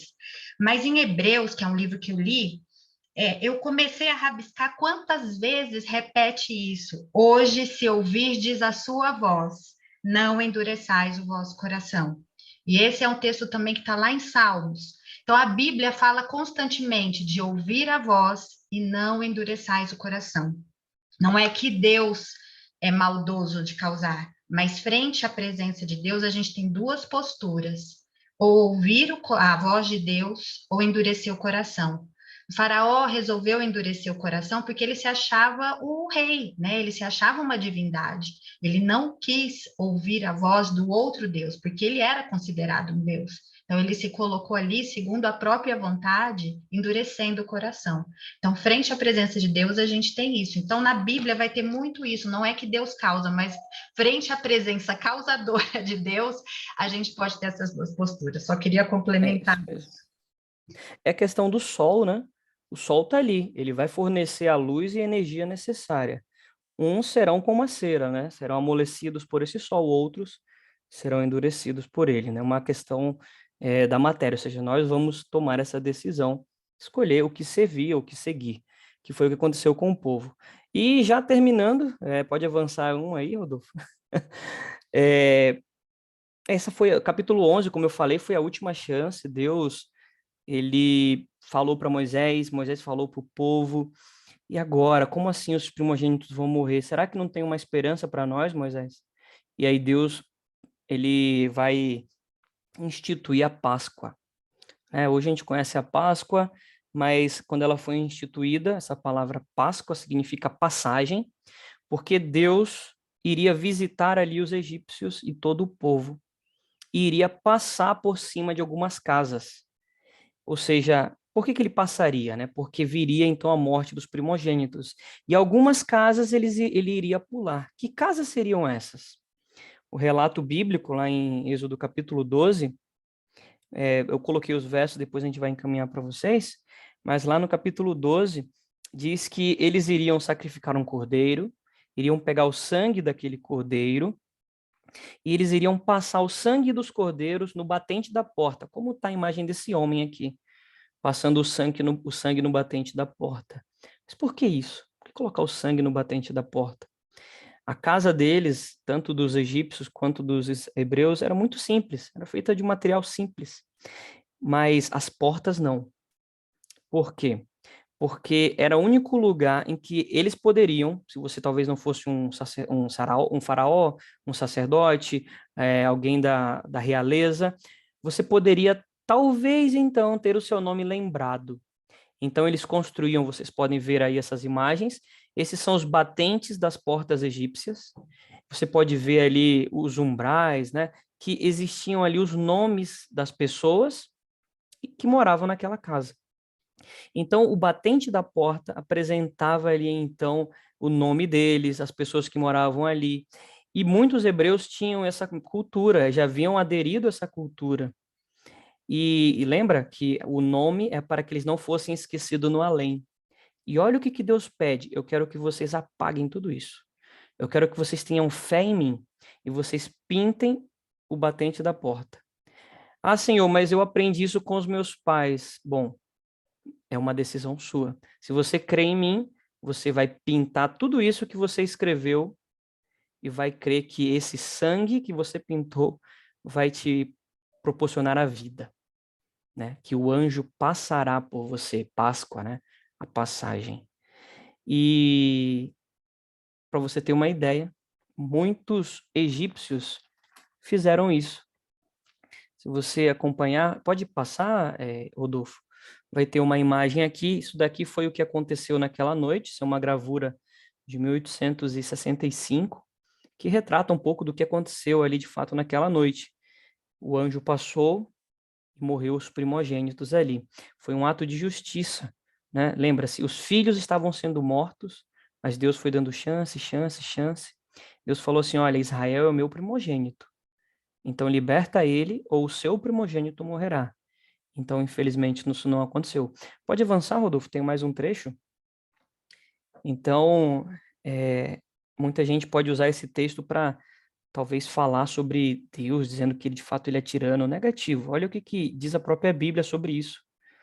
Vivo eu, diz o Senhor Deus, que não tenho prazer na morte do ímpio, mas em que o ímpio se converta do seu caminho e viva.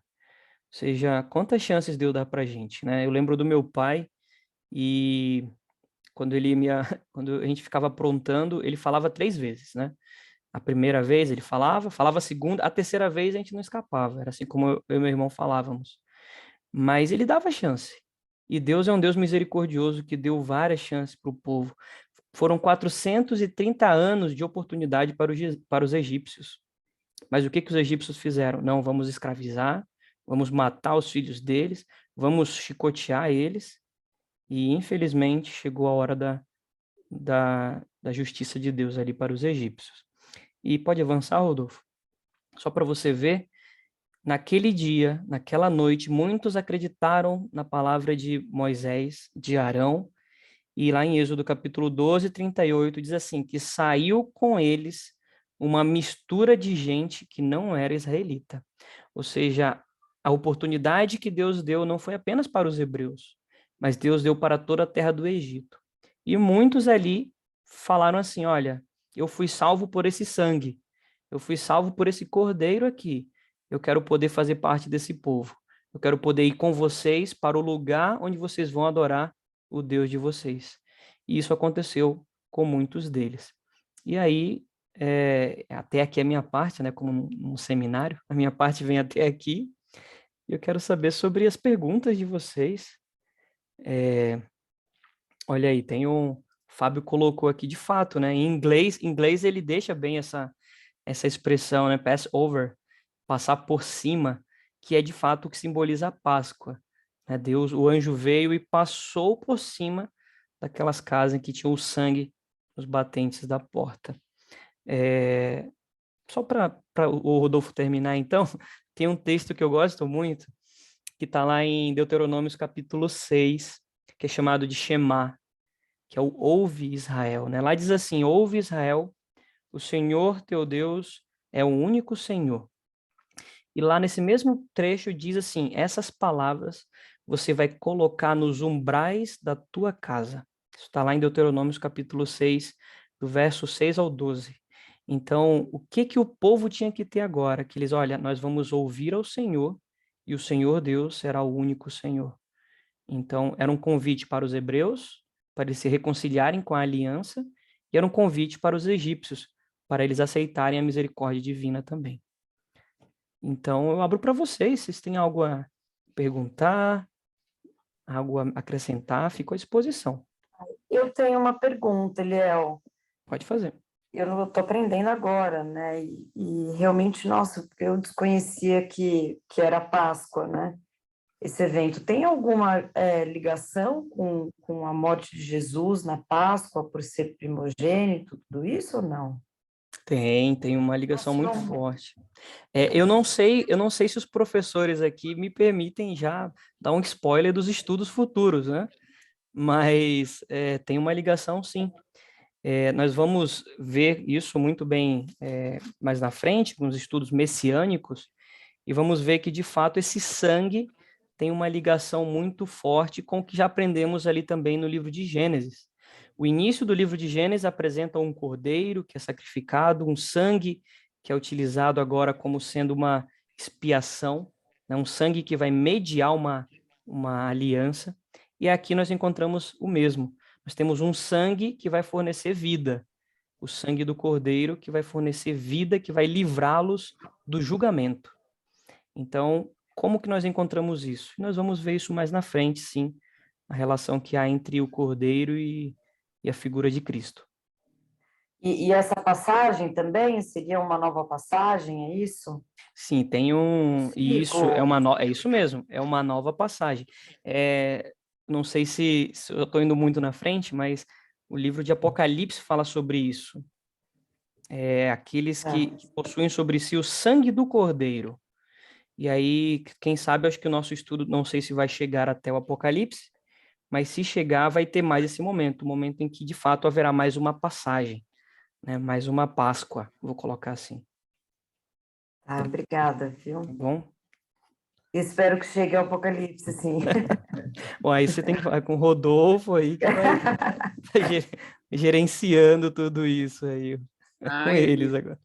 Agora Colocando me deixou curiosa com esse negócio, essa outra passagem.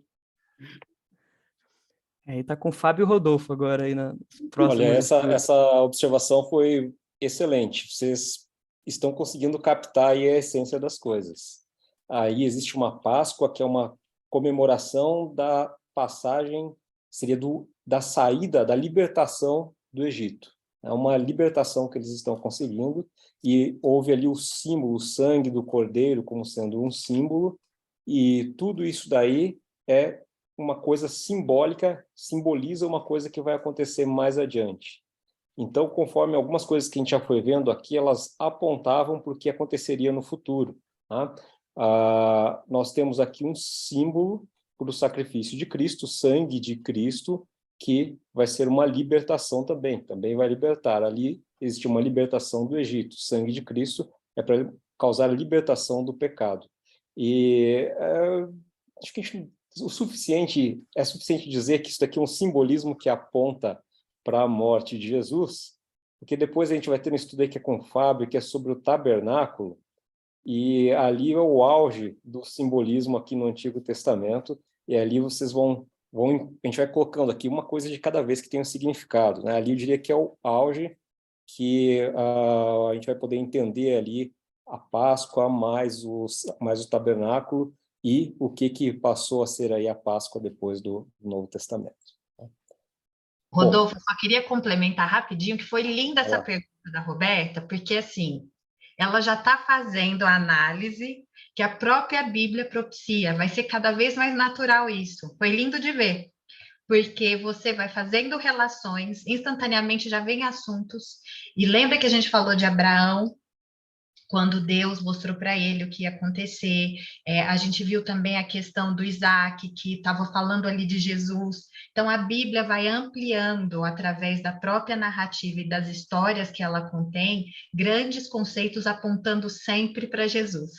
Então, assim, a Bíblia mesmo, com as próprias narrativas de vida, como está escrito ali, vai apontando para Jesus. Jesus é o centro, é o evangelho, é a boa notícia que a Bíblia inteira fala. Então, foi lindo ver isso, porque vai instantaneamente começando a fazer relação para vocês. Parabéns, Roberto, você ganhou sua estrelinha. Ai, eu não te aguento, Cá. Deixa eu só colocar um ponto também, Karine, aproveitando na sequência, como a gente viu lá no primeiro estudo, qual é a grande história da Bíblia? Tem muitas narrativas aqui, mas qual é a linha mestra de toda a história da Bíblia? É Jesus. Tudo aponta para Jesus. E agora o que a gente vai ver num povo que saiu como escravo, que estava absolutamente despersonalizado, que esqueceu que, né, não podia mais exercer a sua liberdade ali para adorar o Deus verdadeiro, agora Deus vai precisar reensiná-los de uma outra forma. E aí Deus usa, né, uma didática impressionante, né, que é as metodologias ativas de Deus, eles aprendendo ao longo do dia a dia, né? Que é o que o pessoal está tentando fazer no metaverso hoje, né? E uma série de tecnologias ali para ter imersão total. E Deus fez isso com o povo. Pegou esse povo, imergiu, colocou eles dentro de uma vivência que ia contando essas coisas. Então, todas as festas, o próprio tabernáculo, todos os rituais, as leis apontavam para essa grande narrativa, relembrava o povo dessa grande narrativa que é Messias, que é Jesus. E pegando o link do Eliel ali do Apocalipse, né? E aí quando a gente vai para o Apocalipse, todas essas narrativas do Antigo Testamento convergem lá para o Apocalipse. O Apocalipse ele bebe nessas histórias do Antigo Testamento. Então percebe a construção. E acho que muito legal essas correlações, como a Karine falou para você, para a Roberta, né, e para todos nós aqui. Quando a gente chegar no Apocalipse, eu não tenho como entender o Apocalipse se eu não conhecer o Antigo Testamento.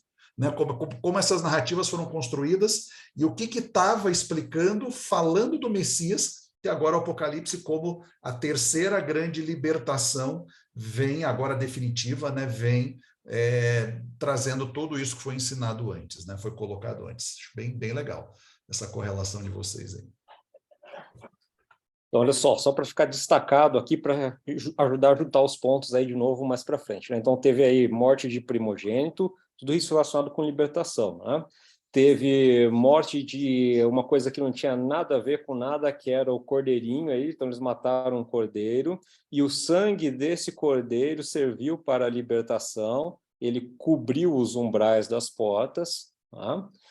E nós temos em todo o capítulo aí bem e mal. Tá? Nós temos bem de um lado, mal do outro. Então, a gente tem um conflito e finaliza aí com esses detalhes aí que é bom a gente gravar, que a gente vai enxergar esses símbolos de novo lá para frente. Bom, vamos lá. Para a gente encerrar aqui, então, finalmente, Faraó cede, aí manda que o povo parta. Então o povo parte e a gente vai lendo aí, vendo o que vai acontecendo, como o povo partiu e o povo está então aproximando-se do Mar Vermelho. E existe uma nuvem que foi colocada por Deus que faz uma sombra sobre o povo durante o dia e uma coluna de fogo que aquece o povo durante a noite. E ali tem um anjo que vai adiante do povo protegendo o povo. Tá?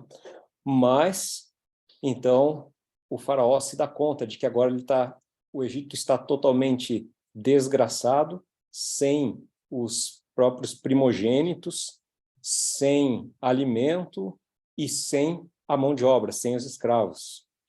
E aí, novamente, nós temos o coração de Faraó endurecendo. Tá? E nós temos aqui, no capítulo 13, aliás, vou deixar aqui.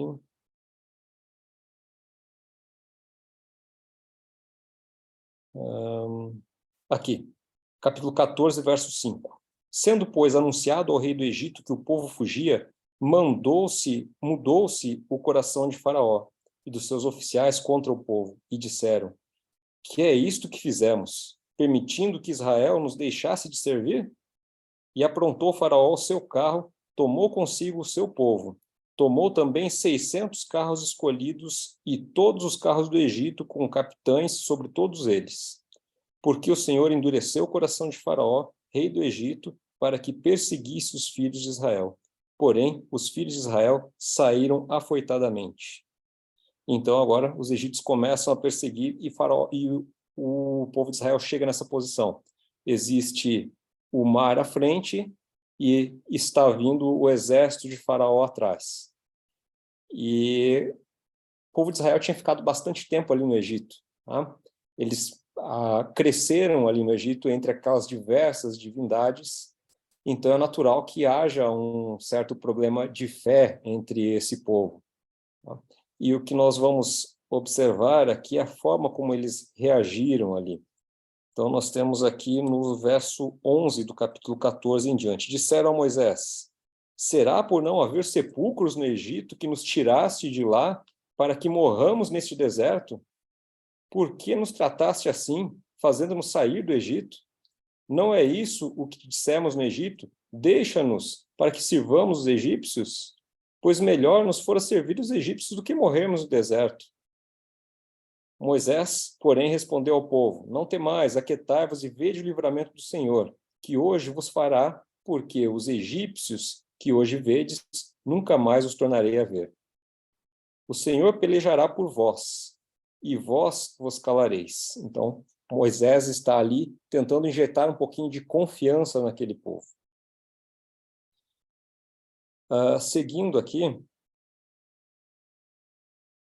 vou pular um pouquinho, vamos mais adiante, verso...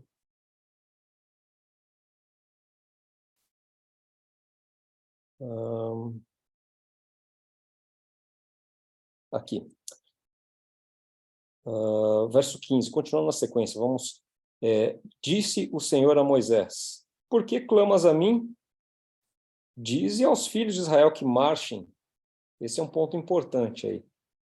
Eles estão reclamando, estão pedindo socorro, mas estão parados. Então Deus manda que marchem. Então eles andam ali em direção ao mar. E Moisés então estende as mãos sobre as águas e o mar vermelho se abre.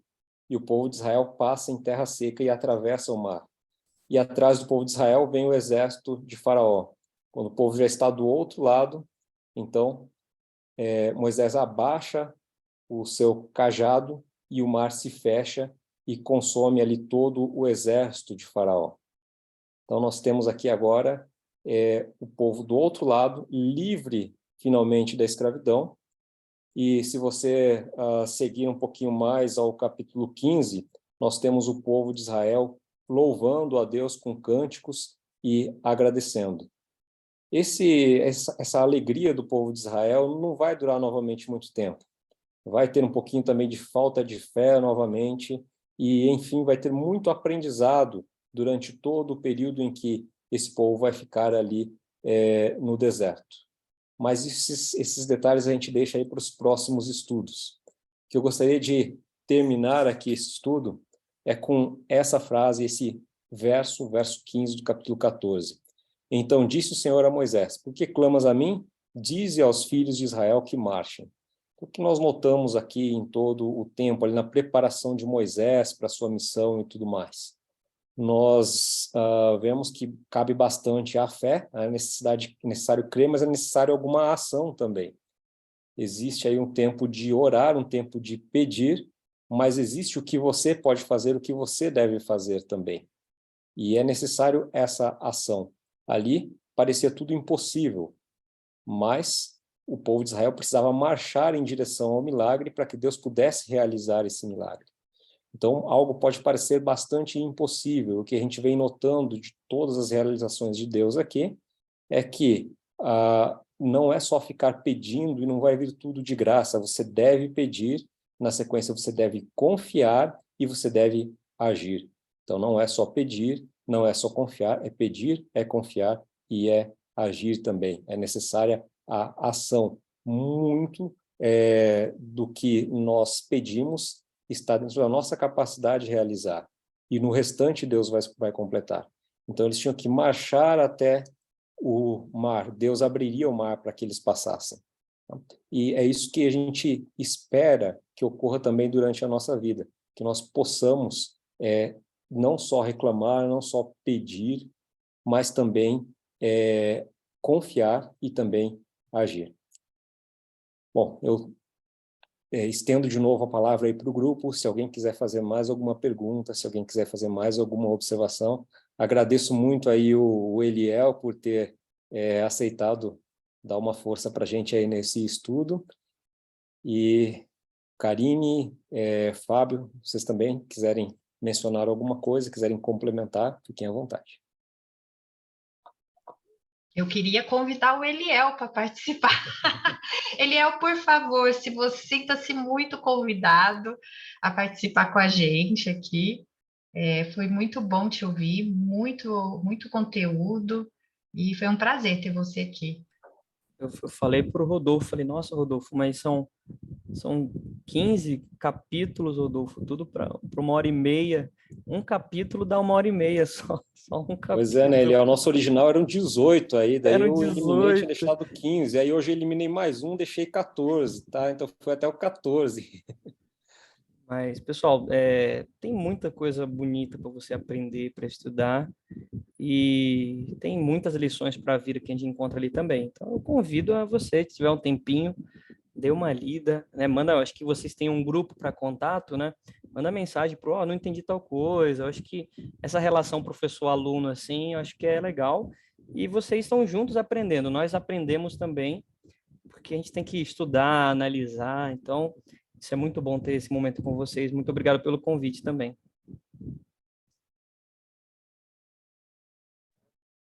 Nós Eu que queria... também. desculpa, Obrigada, Eliel. Pode ir, Roberta. Não, agradecendo ele também, Ah, vocês três, a participação dele. eu só queria um pontinho, assim, que é uma das coisas que me chama muito a atenção nesses primeiros capítulos de Êxodo, né, que é onde Deus entra libertando. A gente viu, né, nas histórias lá de Gênesis e tal, mas aqui é como povo mesmo, né, que é o verso 7 do capítulo 3, quando Deus aparece lá na sarça e tal, olha como, né, fazendo esse link com o que o Rodolfo trouxe aqui da ação. Deus é um Deus de ação, né, por isso ele pede isso da gente também. Fala assim lá: certamente vi a aflição do meu povo, ouvi o seu clamor, e no verso 8, por isso desci. Né? Então, olha como Deus é de ação. Vi, ouvi e desci. Né? Então, é isso que ele faz por nós. E para a gente andar nesse mesmo passo de Deus, a gente precisa se mover também, como o Rodolfo trouxe aqui. Né? Então, não só a fé, mas também a ação, mesmo que essa ação seja pela fé. Né? Acaba sendo tudo parte da mesma atitude. Né?